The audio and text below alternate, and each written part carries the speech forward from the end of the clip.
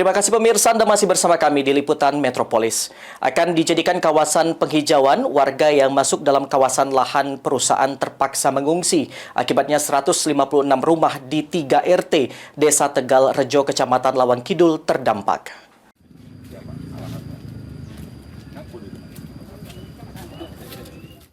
Satu persatu warga yang rumahnya masuk dalam kawasan perusahaan tambang batubara yang akan diratakan oleh salah satu perusahaan mulai mengangkut sendiri barang-barang milik mereka.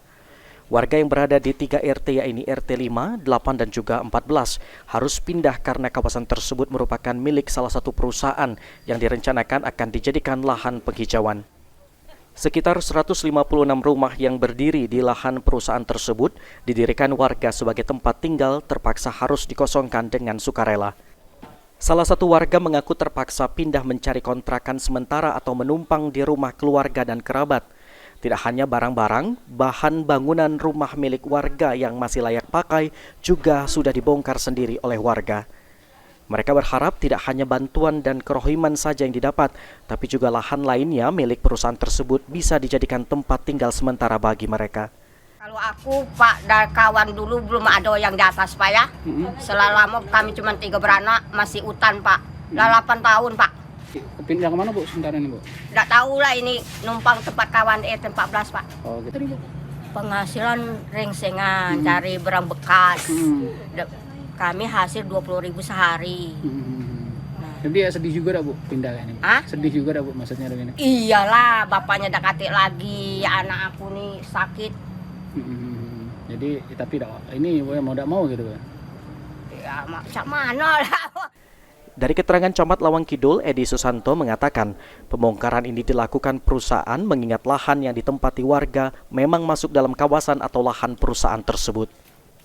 Warga mendapat kompensasi berupa dana kerohiman oleh perusahaan. Selain itu, perusahaan juga memberikan bantuan kendaraan untuk mengangkut barang milik warga.